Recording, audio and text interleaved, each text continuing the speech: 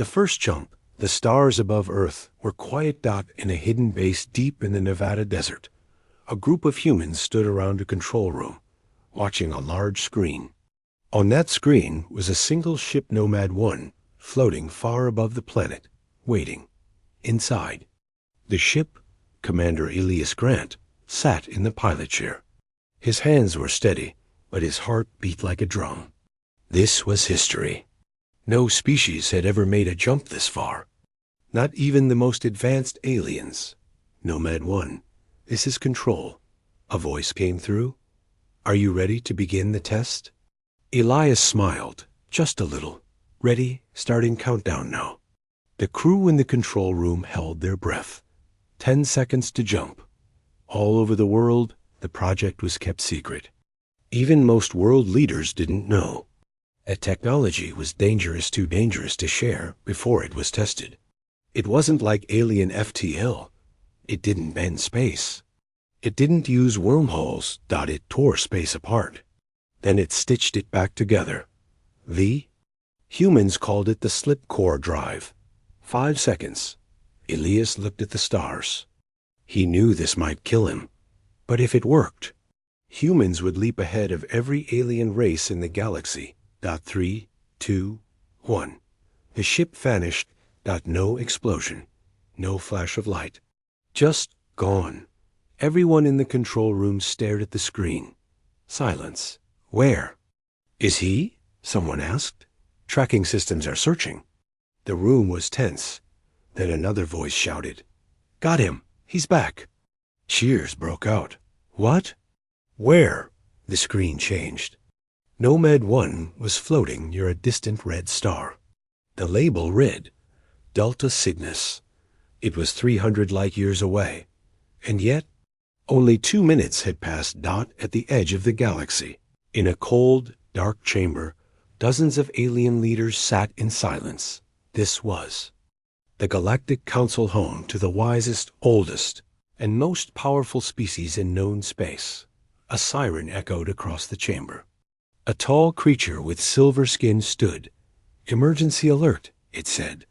Space-time distortion detected. Level 7 breach. Another voice spoke deep and cold. That level is impossible. Not even the Theraxi could reach level 7. The silver-skinned being pointed at a floating hologram. The screen showed a ripple across star systems.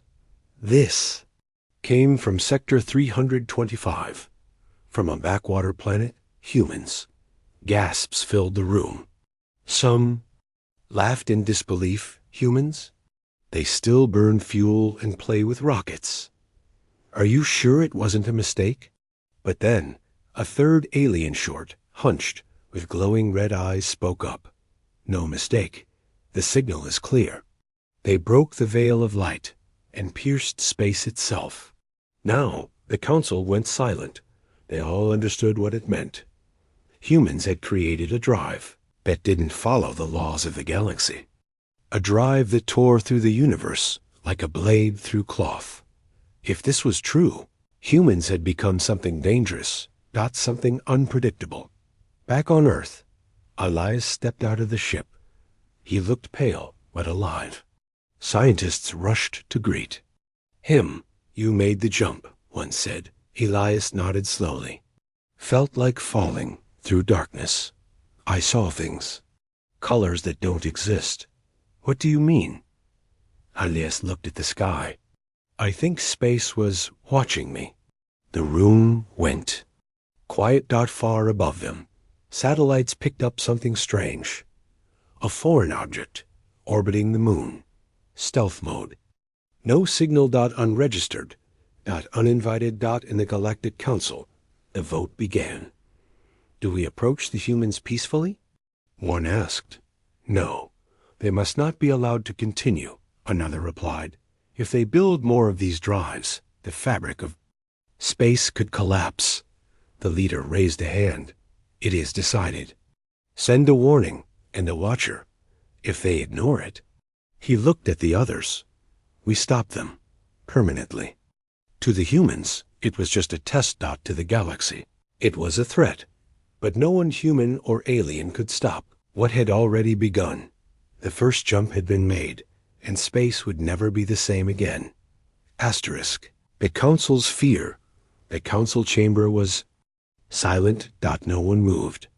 No one spoke. In the center, the ripple from Earth's FTL test was still floating as a red wave on the holographic map. It pulsed across star systems like a heartbeat, loud, alive, and dangerous. Ambassador Carix, a tall, insect-like being from the Zilori, broke the silence. Humans have opened a hole in space, he said, his mandibles clicking. And they did it without our permission. Another voice growled. It came from a beast-shaped being with blue armor plates. General Thoverin of the Drag Empire. They didn't ask permission because they don't know we exist. Carix hissed. And now they will. The council had faced many threats over centuries: rogue machines, black hole cults, even time travelers. But this was different. Humans had broken no laws. They had simply succeeded. Back on Earth, no one knew about the council yet, but strange things were starting to happen. Satellites began going offline. Deep space probes stopped sending data. And in Earth's orbit, strange shadows moved just outside of camera range. In a military meeting underground, Dr. Leah Morgan, the lead scientist on the slip core drive, showed the data. Something's watching us, she said. General Ross frowned. Satellites? She shook her head. Bigger, faster, and quiet.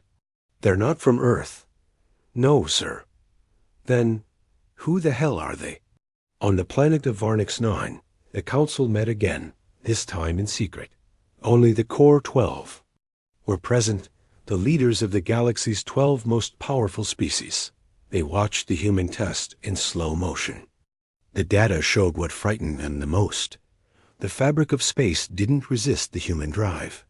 It yielded. It's like the universe wanted them to pass through, said one of the elders. That thought chilled the room. If the universe itself was opening doors for humans, maybe they weren't just dangerous. Maybe they were chosen. Meanwhile, Elias Grant sat in a dark room in the Nevada base. He was being debriefed for the 10th time. What did you see in the jump? The officer asked. Elias hesitated. Then he spoke slowly. There were shapes, stars that blinked and changed. Voices that didn't sound like voices. Hallucination? I don't think so. I think something saw me. The officer leaned forward. What do you mean? Elias looked him in the eyes. I wasn't the only one making the jump. Back in space, a black ship floated just beyond Earth's moon. Its hull shimmered like oil. No engine hum. No lights. Inside, a single being sat, an observer-class alien. Its job was simple. Watch the humans. Learn their weakness. Report back. But as it watched the humans move, test, and build, something strange happened. Its ship began to shake. The creature stood in confusion. No weapon had fired. No energy pulse had hit. Then it saw something on its screen. The human drive had activated. Again. Another test ship had jumped. This one didn't land in space. It landed near the galactic border, a place no one dared to travel. At the council's emergency chamber, panic spread. They're getting closer, a voice shouted. They don't even know the rules. The humans must be stopped. They're children playing with black holes. But Carrick stood again. They are not children. Not anymore. We waited too long. He turned to the others. I propose we send a message. What kind of message? Thoverin asked. Carrick's voice was cold. One they cannot ignore. Earth received a signal the next day. It wasn't in any known language, but somehow everyone understood it. The message burned itself into every major screen. Satellite feed, and even the slipcore lab computers. You have built a danger to all life. Shut it down, or be shut down. The humans were confused. Is this a prank? Someone said. But Elias just stared at the message. No, he whispered. It's real. They know. The Council thought fear would stop humanity. But humanity didn't fear the unknown dot. It ran straight into it. The game had started, and no one was ready for what came next. Asterisk. Uninvited guests. The sky looked normal. But at WSN single quotes T dot high above Earth, something moved silent, smooth, and invisible to most of human tech. It didn't send signals. It didn't glow. It simply floated and watched. The observer-class alien ship, cloaked in black, had moved closer to the planet. It hovered near the edge of Earth's upper atmosphere. Inside, the alien pilot recorded everything: military bases, launch pads, energy patterns, and especially the slip core facility. This was no longer just observation. This was target planning. Commander Elias Grant sat alone in a dark hallway below the lab. He hadn't slept since the second jump. Every time he closed his eyes, he saw that place again: the void, the strange light, the whisper. He couldn't explain it. He wasn't sure he should. And footsteps. Dr. Leah Morgan approached. Him, holding a tablet. Her face was pale. "Elias," she said, voice tense. "We have a problem." At the same moment, deep inside Earth's Defense Command, alarms started to beep. Unidentified object near geosynchronous orbit. No signal, no transponder, no response. It's just sitting there. A young tech zoomed in. His face went pale. "What the hell is that?" The object looked like a tear in space. Long and smooth, like a blade floating in the stars. Back at the lab, Dr. Morgan showed Elias the scans. "It's been following us for 3 days. Always near the moon. Always out of radar range until now." Elias frowned. "Alien?" She nodded. "Almost definitely. But here's the weird part." She tapped the screen. The image sharpened. "The ship is absorbing our sensor waves. Like it's eating the data. Why would it do that? To learn. Maybe to build countermeasures." Elias stood. "We need to report this to command." "We already did," she said. "But something strange happened." "What?" She hesitated. "They told us to stay quiet." At the Galactic Council, General Thorvin roared. "Our observer has confirmed it. The humans are preparing a third test." "And?" Carex asked calmly. "They ignored our message. They're accelerating." Another alien shouted. "They must be warned again." "No," Carex said. "This time they must be touched." A silence fell across the room. "Touched?" Someone repeated. "Yes," Carex hissed. "Send the assassins." Back on Earth, Elias and Morgan stared at the skies. From a hidden hangar. Suddenly, red lights flashed. "Breach detected in facility level 3. Unknown life forms inside the lab." Elias grabbed his sidearm and ran. The cameras flickered. Static. Glimpses of movement, fast, silent, insect-like.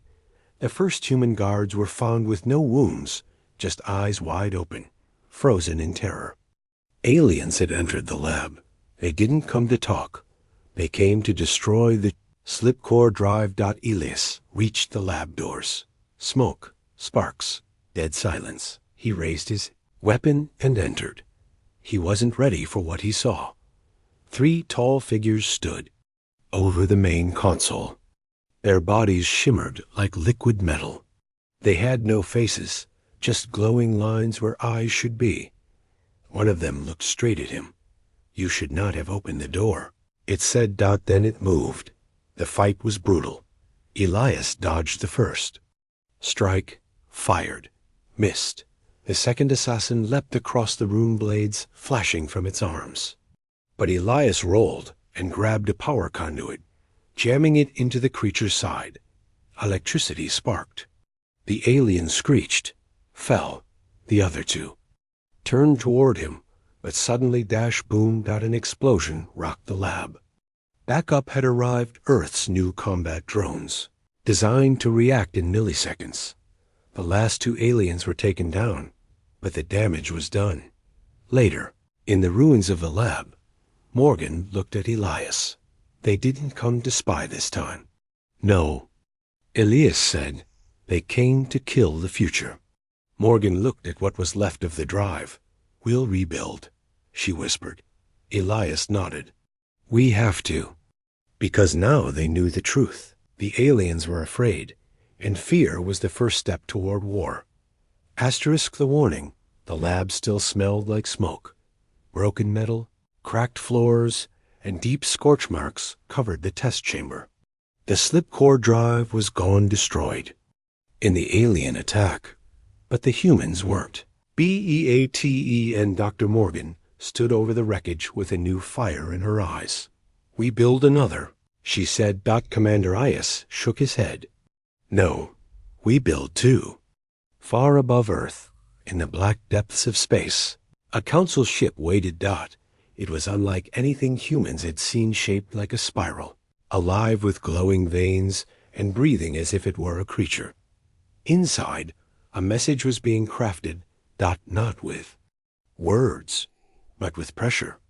On Earth, satellites began to fail again, this time more violently. Entire systems melted from the inside.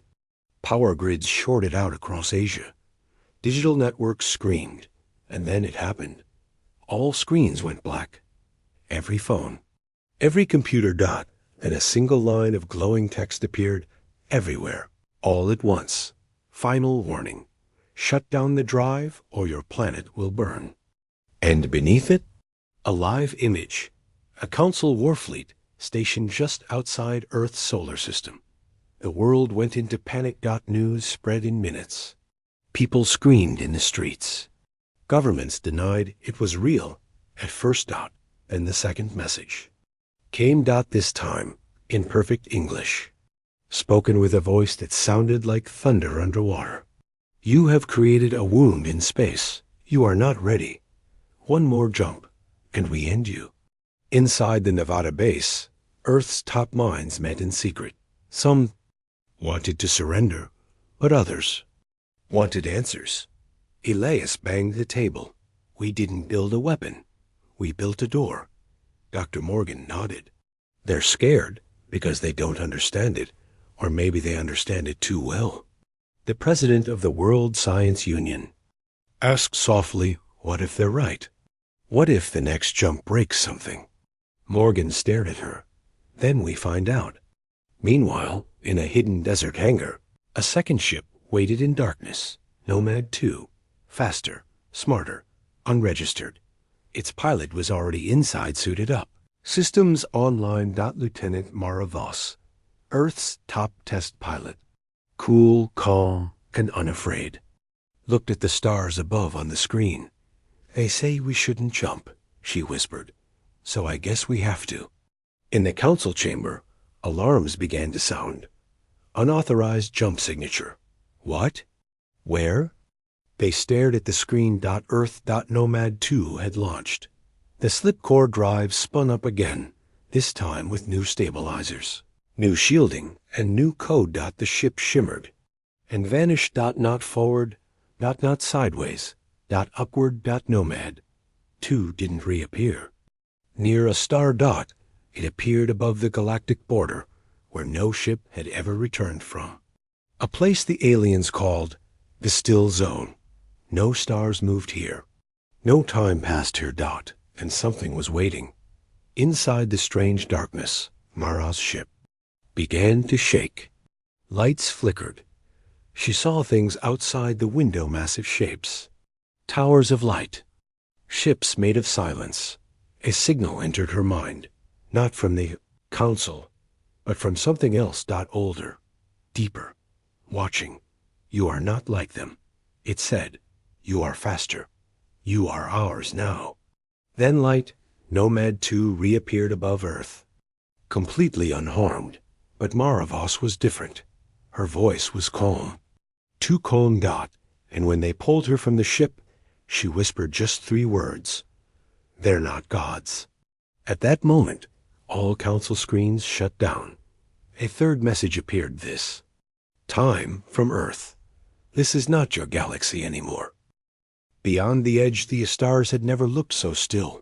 Nomad 2 floated silently above Earth after its return. No damage, no heat. Not even a scratch on the hull. But something had changed.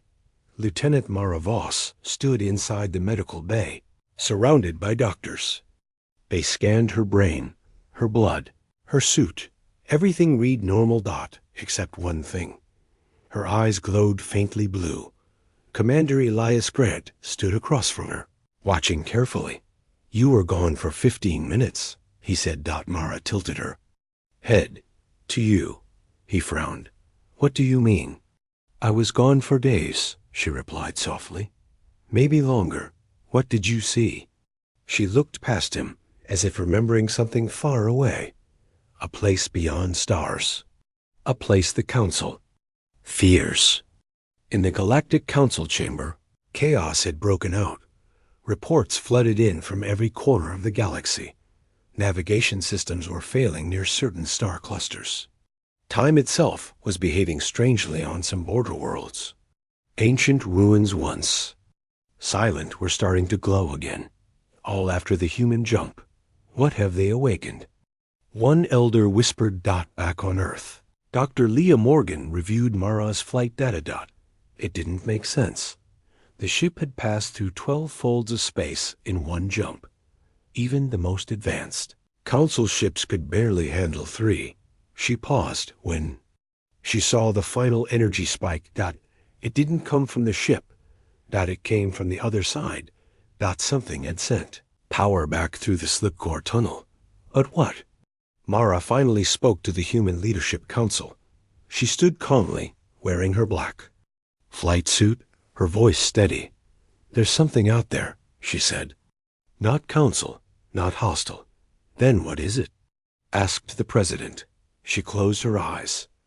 A force that has been sleeping, waiting, watching every race that reaches the edge of space. Why us? She opened her eyes again. Because we reached it differently. In the shadows of the Council, Ambassador Currix met with a secret group known only as the sealed aliens who had long ago hidden the truth of the galaxy's border. You said no one could reach the still zone, Currix hissed. An ancient alien with a cracked mask replied, no one has, not truly. Until now. What will they do? Nothing. Nothing? The old one turned its head slowly. Because it has already begun. Back in Earth's lab, something strange happened. The second slipcore engine 1, not yet activated, turned on by itself. Lights blinked. Gravity shifted. The machine spoke in a voice no one programmed. Heard. Everyone froze. Then the engine. Shut off. Silence. Commander Elias and Dr. Morgan stood in the control room, shaken. It spoke, she whispered.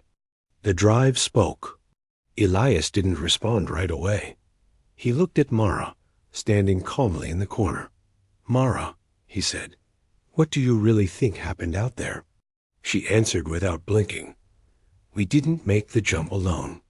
Something made it with us.